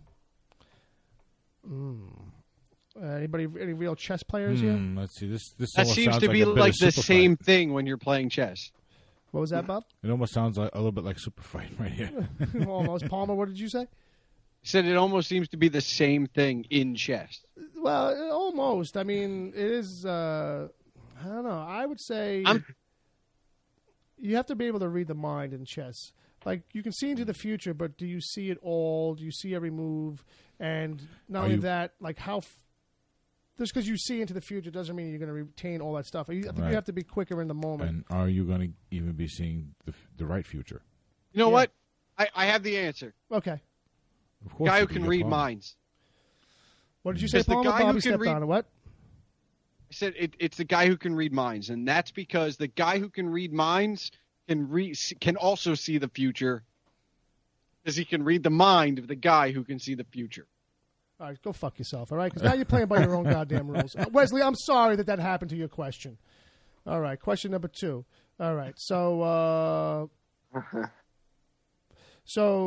he asks, his second question is, what would be the worst situation to be in? Spider-Man in a rural area or the Hulk in a cave 1 mile underground? So I guess the idea is that Hulk wouldn't be able to get out and Spider-Man won't be able to swing too much. I mean, there are plenty of trees to throw those webs around. I think so. I mean, It basically become jungle vines. Yeah. Well, I don't know. I would think that Spider-Man would have more trouble in rural area than the Hulk on the ground. I think eventually the Hulk being on the ground would be so pissed off he'd be strong enough to get out. Yeah, I mean, he's in a cave. So what was the question? So the actual question is, which would be a worse situation to be in? Spider-Man in a rural area, or the Hulk in a cave 1 mile underground. And I'm guessing with the cave, he'll just start punching, try to punch his way up. Yeah, or just keep jumping up and down. And it's only a mile. Yeah, he might be able to dig his way. He could jump a few hundred miles in a leap if he wants. Yeah, if John Henry can dig a train, fuck it. Well, not a few hundred miles. I can't talk. You know what? Well, I was going to say, I really don't care, but if I'm watching them both, Spider-Man can talk his way into making it interesting, and Hulk underground is going to be boring as shit. That's a good point. Like at least Spider-Man, like he'll have to walk across cornfields because he'll run out of trees at that point to really. Yeah. And that might be interesting because he'll just think out loud. And if you're actually underground with the Hulk, you're just going to be in the way. You're going to be dead in no time. Oh, and the smell down there. Yeah, okay. Right between his toes. So what kind of alcoholic drink would Batman, Superman, Hulk, Flash, Wolverine, and maybe Thor drink? I think Thor is strictly mead. He's strictly maybe like, ale. Well, I feel like, he probably wouldn't like any of our probably modern stuff. He'd probably be some. I think he would be like, why am I drinking piss water? Yeah, that's certainly about American brewed stuff. Bob, what'd you say? What did I say? I'm not sure. All right, how about drinks for Batman? He looks like a cosmopolitan kind of guy, I think. No, yeah. Martinis for sure. Yeah, martinis. Maybe a brandy. Some really expensive aged whiskey or something like that. Something really expensive. Straight from Scotland. Superman probably doesn't drink anything ever. No. Good old American Budweiser. Yeah, I don't think there's anything the Flash can drink that'll get him drunk. Yeah, nothing that'll be worthwhile. And the Hulk, like, he'll just drink anybody under the table, no matter what it is. I think he'd probably take them all on.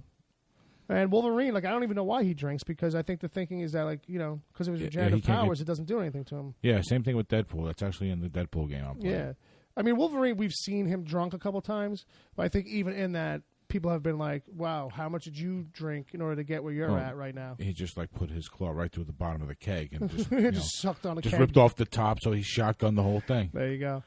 All right, so he closes it up and says, hey, and if I don't see you, good afternoon, good evening, and good night. That's a thing we've heard somewhere before. Truman Show. That's right. Good call, Ed. Holy fuck, James. James has got a date night with the wife. Are we getting the play-by-play? Looks like it. I hope he gets to third base in this. All right. Last night we started the year off with date night and had dinner and a movie, Assassin's Creed. I'll avoid spoilers. It was everything I expected it to be. I did expect it great, so I didn't get great. Fair enough. But but it reminded me of the good old-fashioned car chase movies with kind of an Indiana Jones feel. I'm going all Ed Ebert here for a moment. Forgive me. It's a third movie. It's a 3D movie. I'm sorry. It's a 3D movie. To get the full perspective of the heights and the running jumps and blind leaps, the cinematography was excellent, however. The actual story, acting, and the ending all suffered because they spent a lot of their budget on the full chase scene. Wow, that one's spraying everywhere. Okay. Sorry. It happens. So while at the theater, I, of course, saw some new movie previews and posters. Basically everything from Aliens and Underworld to the Planet of the Apes prequels is coming in the lineup. But one got his attention more than the other. Ghost in the Shell. A live action from the books, from the looks of the poster, with the hotness of Scarlett Johansson as the leading lady and the main character. Please tell me someone other than Ed is pretty geeky enough to have seen the real anime to know what this is. And Agent Palmer doesn't count if he's there. Sorry, Agent Palmer. He's in good stead because we've both seen it. Yeah. Both seen it. I got a copy. I have a poster still rolled up in the tube. Never opened it from there. I have not. Well then, Ed, you're falling behind. Slipping, Ed. So he goes on to say, but all he saw was the movie poster. If they do this right, oh my God, I'm thinking I'll be seeing this multiple times in the theaters. I hope by now he managed to see some of the trailer stuff that came out for it. It was looking really it actually was. Now, when I saw it, I don't know where to keep track. It's been a long time. The dude with the eyes, the things in the eyes. What's his name? As a character, I don't know. Yeah. I can't think of it. They got him spot on. Yeah. Oh my God. He looked great. Creepy. He looked great. I think they're doing a real good job with this. That was like one of the things I didn't think they kind of would pull it off as well as they did with that guy. That guy must just, by natural default, they were like, we don't even know if you can act, but you look exactly like the cartoon character, so we're taking you. They probably just got Mickey Rooney to get more plastic surgery so he can look like the guy. I wouldn't put it past him. All right, so he's hoping this can lead to Akira and Ninja Scroll live-action movies. I am too. I think Akira is a thing where it's like, I don't even know if that can ever be done right. Yeah, I was just going to ask you that. Like, I really don't think. I mean, Akira is absolutely one of my favorites, and but it gets pretty insane though, right? It's just it's dense. It's like, I had to watch two versions and read the comic to figure out what the fuck is going on. It's from a weird storytelling point of view, and I feel like the American version would have to just reduce it down. And, Keanu almost ended up in a version of it. Like, he was circling it for a while, and thank God that never happened. I remember that. Because he was too old to be playing anybody in that movie. Except for, somebody who was actually literally his age. Right. Well, it's all high school kids. I don't know what the fuck they were talking to him for. He was 40 years old at the time. Speaking of him real quick, really anxious for John Wick 2. Fair enough. All right, so... we're still on Ghost in the Shell. So if that doesn't count. Fair enough. Palmer doesn't count. Did you ever see Akira? No. All right. Not an anime guy. Fair enough. It's one of those ones you should probably watch where it's like, hey, if there's like a short list of like the 10 best, it's on it. But that is one of those movies that they've been trying to make for 20 years. Yeah. They keep coming close and it never comes together. I don't think they ever should. I mean, the original is really good. It's really good, and don't get me wrong, like, sometimes that's not like a good enough reason is because the original's amazing, don't remake it. They do it they do it anyway. But it's just one of those things where it's like, I don't know, man. I feel like the story itself is so intrinsic to Japan in a way. It's like, I don't know how you transpose. You can just transpose it, but then it's like, why would you call the kid Akira? It should be like Steve. Like, you know what I mean? Like, yeah. it doesn't. I think that was the problem with that is they keep casting white American actors, and then they get this fan outcry, and then whoever's the creatives involved, and then they're like, we don't really want these people, and it just falls apart. Right. So his letter continues. We'll be out of town for another week of building the house we've been working on. He sent us some pictures of that. That house was going pretty crazy. It's probably another project actually by now. Nothing like being 30 feet off the ground, walking on the 2-inch side of a 2x4, which is actually 1.5 inches wide, while working. Here's to hoping I don't get stung by another bee. Nobody else decides to catch a nail. That gets shot through a piece of pine with their forearm. It wasn't me from 30 feet away, and nobody falls. Hey, I got shot in the leg with a nail gun. It's a long story for another show. Oh, yeah, Happy New Year's. P.S. Thank you for using my email review of Rogue One in your Star Wars special podcast. I'm honored you liked it enough to include it out of all the other Star Wars review emails that you have gotten in from everywhere else. Hey, man, if that's how it went down. That's how it went down. I don't know how it went down. That's how it went down. All right. Totally how it went down, Bill. Hey, I'm going with the staff here, man. Thanks for the emails here and there. All right. Wesley's got one back again. Hey, you gentlemen, keep in mind. Okay, so now we're into this week. James' last one was from Monday. This is from yesterday. Hey, you gentlemen. You may be interested to hear that I have managed to finally catch up in the backlog, up to the point where I started listening to live shows. Nice, Wesley. Thank you very much. Appreciate We apologize. Yes, that's amazing. We apologize for the first 10 or so. We apologize for anything you didn't like, up and down, just whatever it is. Power through, man. Powered That's through. Incredible. Wow. So, wow, yeah, listen, he says, this means I've listened to about 107 hours of podcasting in 46 days. And that's just your show. and this also includes most of the Patreon shows. Loving the show. Keep up the great work. And if I don't see you, good afternoon, good evening, and good night. Wow. Thank you very much. Thank you very much, Wesley. You've gone through the back catalog. James went through the back catalog. We appreciate that kind of. I think Chad went through it too. I'm not sure. Yeah, there's a few people. But we appreciate when anybody goes through that. Yes, we appreciate everybody.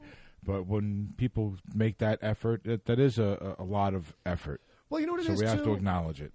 It's not just that it's effort. And I'll say from where I've been, where I've consumed on a level like that, shows and stuff like that, where I just said, you know what, I like this, and I'm just going to listen to it all. And I know where my headspace is at. And it's like, I really, I feel like you do that when you really, really dig something. You know what I mean? And, and it's pretty validating for what we do here. So thanks, guys. Absolutely. Thanks so much. And then to wrap up emails, we've got one from our friend Stephanie Muniz from the Gotham Lights podcast.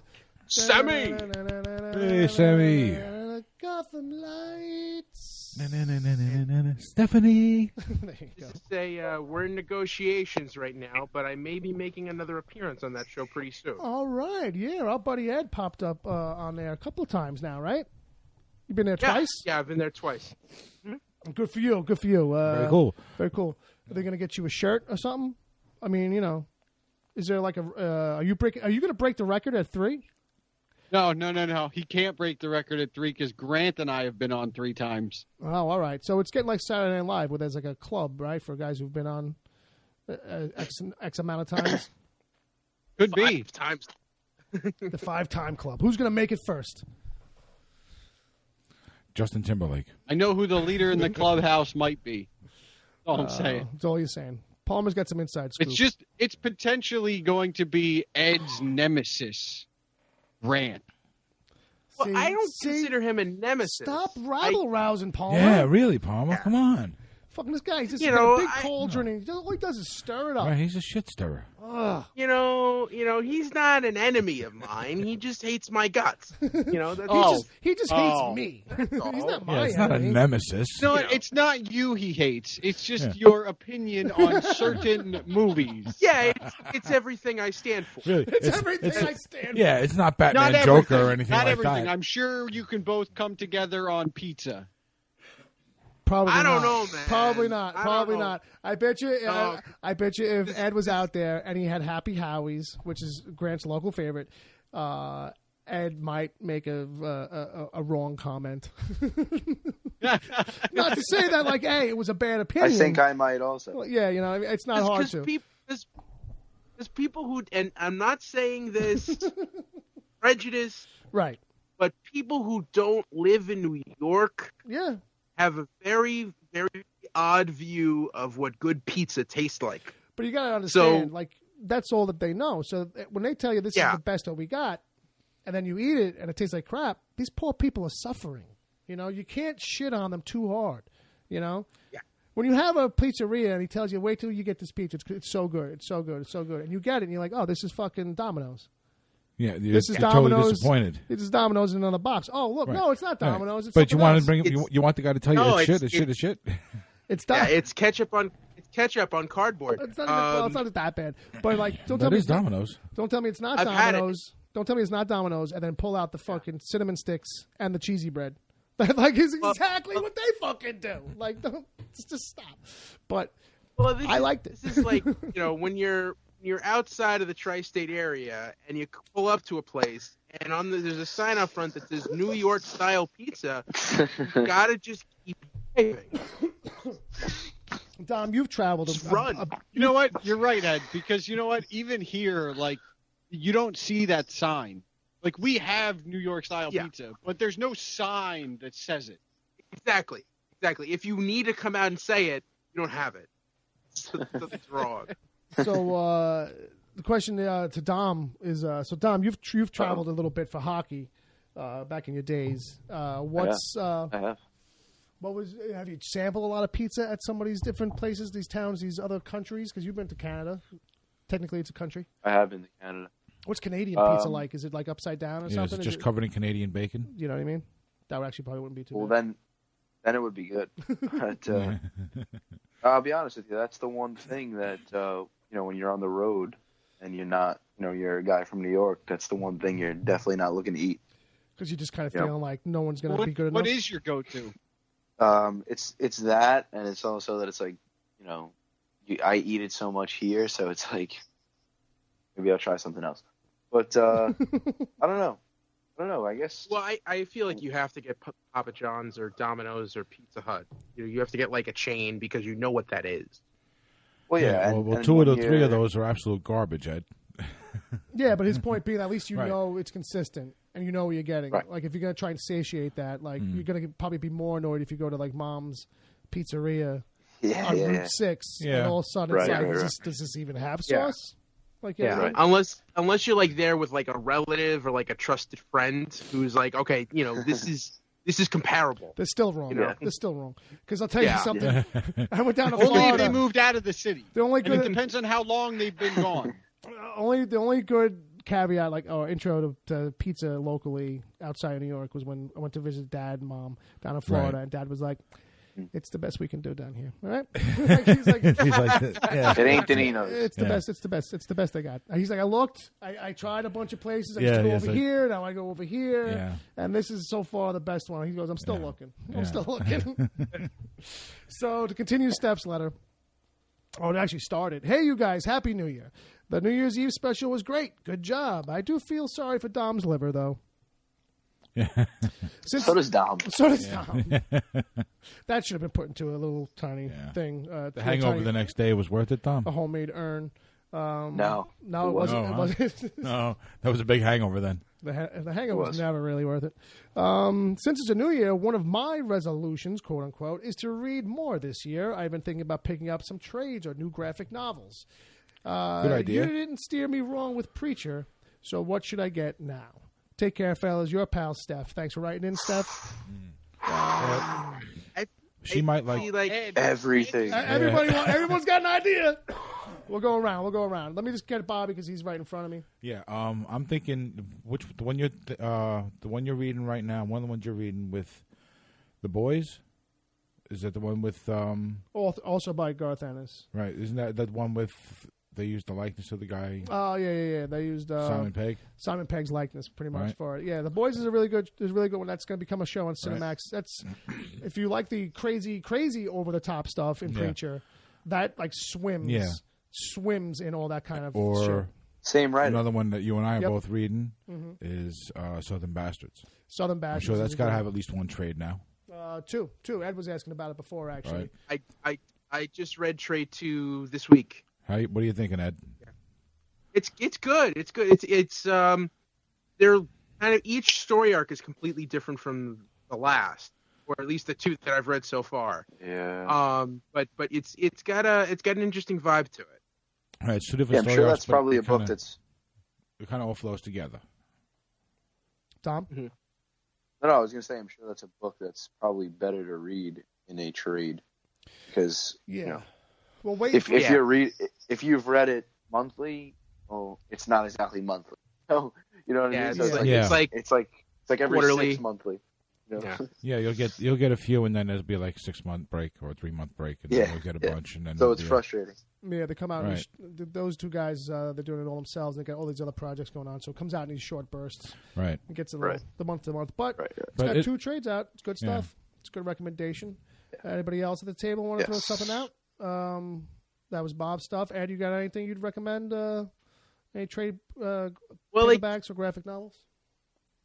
My gut is always Brian K. Vaughan, and I don't know whether to recommend Why the Last Man first or Saga.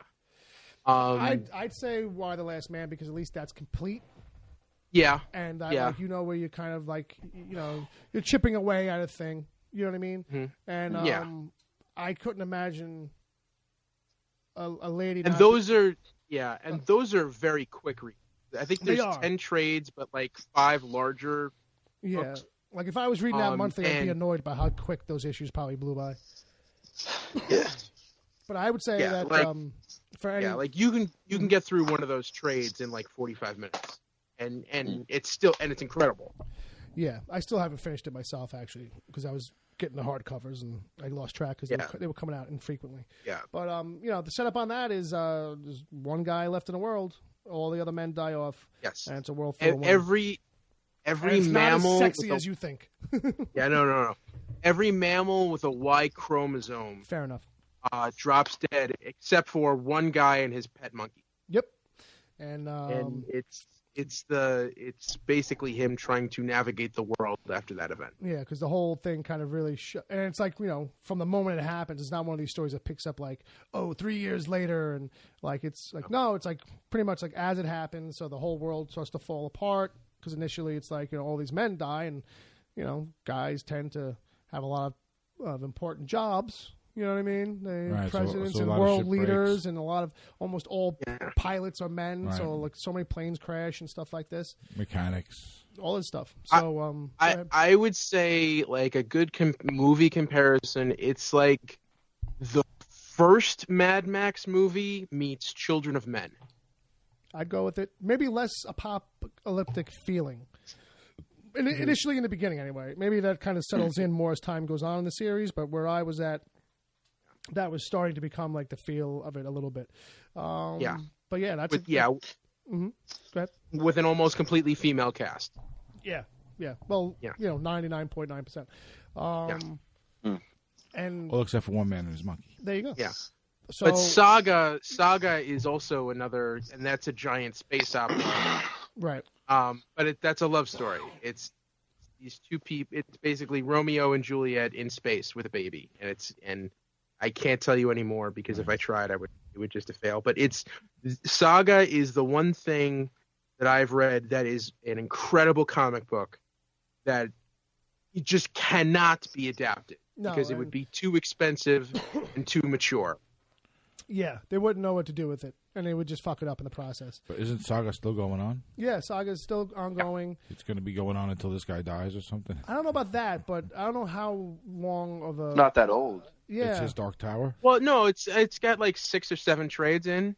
Yeah, but I don't know how much of a ongoing plan it is with them. Like, they always kind of like knew with Preacher, like roughly how long it was, more or less. You know what I mean? Yeah. Certainly at a certain point, you were able to say, okay, we probably got like another 20 issues or so. But with Saga, I don't know if it runs like that for them, where like they really have like a map. Well, I think he's like he could go like 150, 200 issues. So we'll see. And the thing, also the things he said that he'll never let it get adapted. Like he would never adapt it because it's so out there. It's his Star Wars. It's his Lord of the Rings. Like, you know, in a mashup of those kinds of things where it's like sometimes it feels very feudal and grounded like that and nature based, and other times it feels very super sci-fi. But it's super great. And one of the reasons like he wrote the first page that he wrote supposedly was so that if anybody was looking at it like wanted to adapt it, that would be like a thing to shut them off. You know what I mean? Because basically she's just, you know, the first page is like her just screaming at the top of her lungs, like right at the viewer, and it's like, you fucking motherfucker, I told you, like, you know, like this kind of a thing. And and then you turn the page and she's in labor. Okay, fair enough. Yeah, right. You know what I mean? So then for me, you know, I was kind of going to lean Saga too. Maybe this book series Preacher, if you ever heard it. No, can't do that. Shit. You guys took a lot of the good ones. They were on the top of my head. Well, what about Paper Girls? Yeah, you know what? I really dig Paper Girls. Paper Girls is also Brian K. Vaughan. Also Brian K. Vaughan, another great series. It's really kind of, trippy time travel stuff goes on. It's these girls who deliver the newspapers in the 70s in a small town, and just this weird 80s. kind of 80s, fair enough. Right. And this weird kind of shit just kind of goes down around them. It's time travel related and shit. Yeah. But you don't really know that, but I'll give that away. Just, I'm sorry. But to get deeper into that, it's a time travel kind of thing. So to get deeper into it, I really can't explain it more. Yeah, I only read it for the first like 2 or 3. The character building's great. The artwork is great. The twists and the turns are great. Every issue with cliffhanger. It's really kind of suspenseful like that, even though it's like just simply like these girls. 4 girls who are paper girls who all kind of like have each other's backs as paper girls. Yeah, they're all kind of buddied up. They're all from the same town and stuff. For some reason, they get a hard time as being paper girls, so they keep. Yeah, that's true. Like, so they've come together and have each other's backs about it. Right. Yeah, exactly. And then that's how all this happens with them. Mm-hmm. It has kind of a Stranger Things vibe. It does. It does. Yeah. That's a good call. It definitely does. And it came before Stranger Things. So. Yeah. All right. That wraps up our email section, folks. Palmer, did you have a suggestion for graphic novels? I know you're not up to date necessarily, but if you had something in mind. Some Mandrake the Magician or something old school? Preacher 2, Electric Boogaloo? I can't actually vouch for this because I haven't tried it out yet. It's one of my next ones, but it's one you gave me, which is Garth's War Stories. And that's not the Nick Fury stuff. That's just his World War II era. No, that's just his World War II era stuff. It's really, for me, a toss-up. Like, I really want to get into that. But I also want to read The Boys. The problem being, like, there's a million books of both. There's like 7 or 8 volumes of War Stories, and I think there's like 14 volumes of The Boys. Yeah, so at least you know. I think with War Stories, because it's all anthology, like, you can kind of come and go with that. Like, this is what you're setting yourself up for, is what I'm saying. Like, that's so if I went with The Boys, it's one of those I'd want to keep going. It's ongoing storyline. So, and I don't know how that ends, or if it's like really like, big payoff in any way. I just don't know. I just haven't gotten through it myself. But all right. I have a couple actually. What do you got there, buddy? I was just thinking, my number 1 would definitely have to be Descender. Okay. Descender, which is I really wouldn't be able to explain it at all. Steph. I apologize for that. Jeff Lemire, right?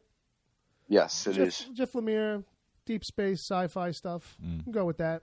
At least it's at a time where like it seems like very distant future. The human race is basically dwindling down. There's very few humans left.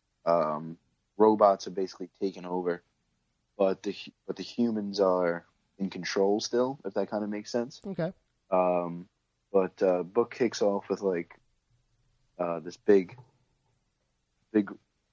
rebellion, I guess, or this big like act of terrorism from this like rogue robot group, and it's just a story of this little boy robot that loses his way from his family that he was, kind of hooked up with, and his journey on getting back to his family and finding them and all that stuff. Right. Yeah. Good stuff. Very good stuff. But other than that, Letter 44, I'm sure you've heard us talk a lot about that. Sure. That's great. That would translate very well onto TV. Yeah, it's been optioned. I'm surprised we haven't heard anything more about that. Yeah. Yeah. And off the top, I really can't think of anything else because it's been a while since I've been in a comic shop. But Descender is really great. And Bill, are you still reading that? No, you know what was happening with me was that it was ending up in this pile I have of I'm going to get to these. And then all of a sudden, like as I was sorting that out, I realized, I should probably stop buying these books that I'm not really reading, whether or not they're good, and I'm overlooking them. So it was like this thing where it's like, you know what, eventually I will. You had to call the herd. Yeah, eventually I'll put a stack together where it's just issues of Descender, and these other books, and then when I get through them, I'll probably be caught up and hooked again, right? And I'll be able to pick up the trade paperbacks from where I left off. There you go. It's kind of like the idea. Yeah. You had one more? Or? Yeah, one thing that you kind of mentioned, but then went by it was the Garth Ennis, Nick Fury stuff. Oh, yeah. Fair enough. Right. Sure, yeah. Those are some good trades. Yeah, that's like 3 of them, I think, right? 2 or 3. Yeah, 2 or 3. I think I have 2 of them. It's just 2. Oh, is it? Just 2? It's just 2. That's an excellent read. Absolutely. Yeah, Palmer read those too. If you want to get more of that Garth Ennis style story. Yeah, a little less over the top than The Boys. The Boys is definitely rated like R25. Like you have to be 25 or older to read that. Yeah, this is like an R-rated telling of the origin of Nick Fury. Yeah, which is really great.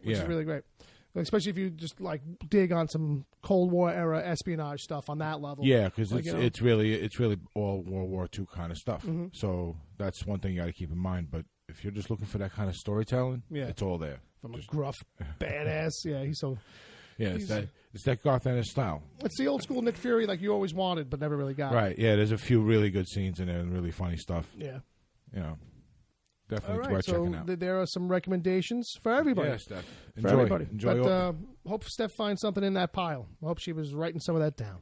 All right, so that's gonna wrap up the regular show. I think. I don't know. Am I missing anything? I think you're all good, Bill. Out of the notes, I don't think so. I think we did email. We did meanwhile. By the way, just want to. Yeah, go ahead, Ed. Just want to let people know I have some really cool things planned for the after show. I've just been working on just now. Okay, so this is stuff that we don't even know about? Nope. All right, well, don't go anywhere, folks, because even though we're going to wrap this up, this episode, we're not going to go off mic. We're just going to switch over to the after show segment is what we call it, where things get a little bit looser, a little less pre-considered, but here comes Ed with some stuff, but that's okay. I told him to do that. It was part of his assignment. So, ladies and gentlemen, we're going to wrap this one up, and I'm going to go over to the Skype so I can see my friends here, or associates, compatriots, something like that. Oh, I remember what you guys look like now. All right, so, ladies and gentlemen, if you want to find Agent Palmer, you can find him at agentpalmer.com, and you can find him on Twitter at Agent Palmer. There it is. There you go. You can find Ed on Twitter at Edward O'Hare TBD. Thank you for nodding. You can find Dom Torrey on the Twitters at Dom_Torrey, Torre. And you can find Love it when you spell it. Thank you, sir. And you can find my brother Bob At Bob WTPC. I'm just going to, from now on, that's just going to be the bit. I'll do everybody else's, but I'll make you say yours. just to keep it consistent. And you can I think that's been the bit. It's, whether I wanted to or not. It's just, So, and you can find me at Wicked Theory. You can find the show at wickedtheory.com. You can find episodes everywhere. Good podcasts are given away for free. Bob, why don't you play us out of here, buddy?